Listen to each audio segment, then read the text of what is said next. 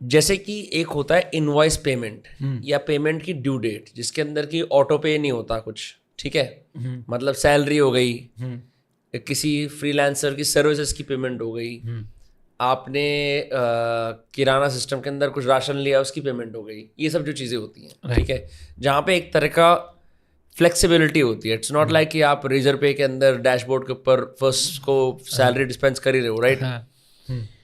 उन जगहों पे कुछ लोग ऐसे होते हैं, जैसे मैं ऐसा एम्प्लॉयर हूँ, मैं कोशिश करता हूँ कि मैं एक की 28 को 27 को देने की कोशिश करूँ.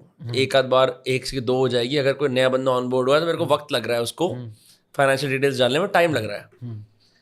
मैंने अपने पापा को हमेशा से देखा है कि वो अपने सबके सब एम्प्लॉयज़ को अर्लीस्ट पे देने की कोशिश करते हैं.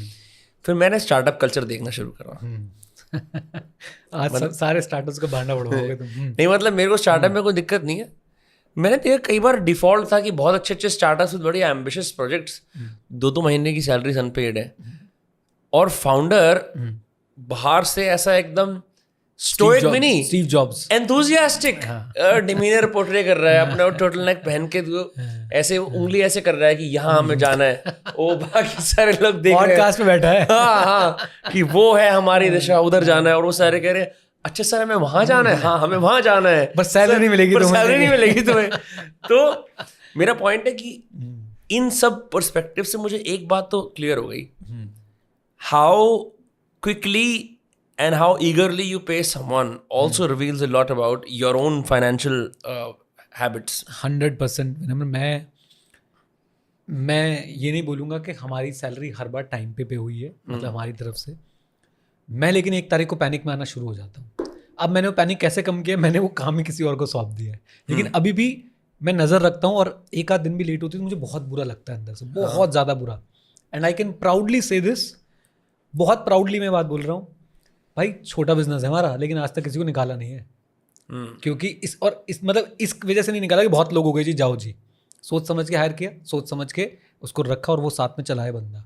अनलेस एंड अनटिल कोई बहुत ही गलत एक्टिविटी हो गई, वो एक बात अलग है, लेकिन इसलिए कभी नहीं निकाला कि भाई बहुत ज़्यादा लोग हायर कर लिए. रीसेंट इंसिडेंट आपकी बात से रिलेट करते हुए, अनअकैडमी, गौरव मुंजाल जो उसके फाउंडर है, $3 बिलियन की वैल्यूएशन है if I am not wrong Unacademy की, ऐसा वो क्लेम करते हैं. असली वैल्यूएशन तब पता चलेगी जब नेक्स्ट राउंड ऑफ फंडिंग होगा, क्योंकि फंडिंग के टाइम पे फंड देने वाला जो है वो बहुत सोच समझ के बोलता है. खैर वो व्यक्ति अभी बहुत वायरल हुआ था, रेडिट पे भी बहुत वायरल हुआ था. मैं ट्विटर पे हूँ नहीं, जैसे मैंने बताया, अकाउंट है, फॉलो कर लेना, मैं नहीं हूँ, राइट. तो वो भाई साहब, ऐसा कहा गया न्यूज़ के अंदर, एडटेक से ही है, मैं उस इंडस्ट्री से बिलोंग करता हूँ. वो आके अनाउंस करते हैं एक, शायद टाउन हॉल बोलते हैं उसे, पता नहीं क्या बोलते हैं, वर्चुअल टाउन हॉल करते हैं, और बोलते हैं कि इस बार किसी को भी अप्रेजल नहीं मिलेगा, मतलब जो सैलरी में शायद इंक्रीमेंट्स होते होंगे वो नहीं मिलेगा. और वो वीडियो क्यों वायरल हुई, क्योंकि उस समय उस बंदे ने जो टी शर्ट पहन रखी थी, कोई बर्बरी कोई कंपनी होती है वो भाई $400 की टी शर्ट होती है, राइट, वो $400, और लोगों ने इतना उसका मजाक उड़ाया है. आई अंडरस्टैंड आप एक स्टार्टअप हो, आई अंडरस्टैंड कि आप एक ऐसे फेज से जा रहे हो जहाँ फंडिंग विंटर आ गया है, बट यू ऑल्सो अंडरस्टैंड यार, आपके लोग काम कर रहे हैं यार, उनकी भी फैमिली की नीड्स हैं, उनके अपने, आपका ड्रीम है ना कि आप एक एडटेक और ये और वो और सब बनना चाहते हो. मेरी गौरव मुंजाल से कोई दुश्मनी नहीं है, आई रियली अप्रिशिएट उस व्यक्ति ने जो किया है, but at the same time यार आपको अपने एम्प्लॉयज़ को बहुत बहुत अच्छे से ट्रीट करना चाहिए. ट्रीट भी क्यों बोल रहा हूँ, उनको अपना साथ रख के जो है वो चलना चाहिए. मेरा बर्थडे था तो मुझे सारे एम्प्लॉयज़ ने मुझे विश किया, तो मैंने सबको क्या मैसेज भेजा, मैंने सबको ये बोला कि भाई आप लोगों की वजह से मैं कर पाया हूँ जो कर पाया हूँ, ये तो मैं अकेला कुछ भी नहीं कर पाता, राइट.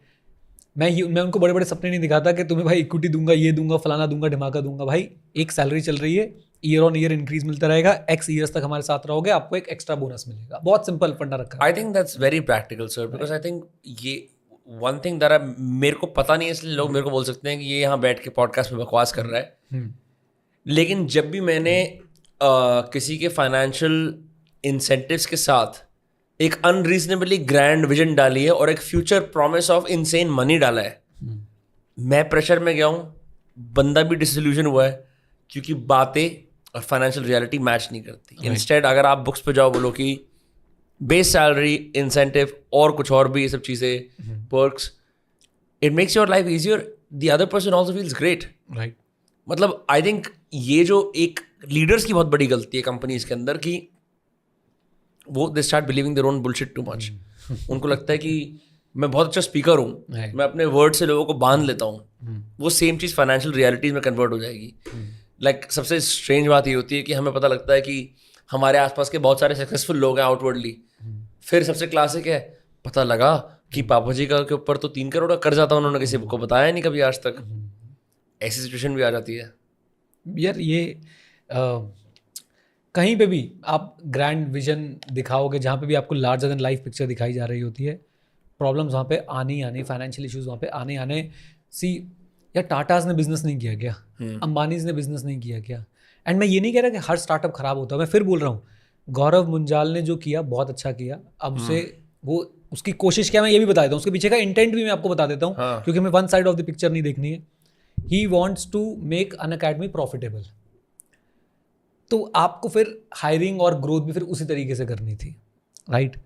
एंड जहाँ तक और बिजनेसेस की बात है, आज की डेट में हम जोमेटो को बहुत अप्रिशिएट कर रहे हैं। आज से 2 साल पहले सब गालियां निकालते थे, करेक्ट गालियां निकालते थे जोमेटो को, क्या बिजनेस मॉडल है, चलेगा नहीं, ये इसने वो है। पक्का देवेंद्र गोयल को बहुत स्टोइक बना दिया होगा, उसने दोनों साइड देख ली है। राइट।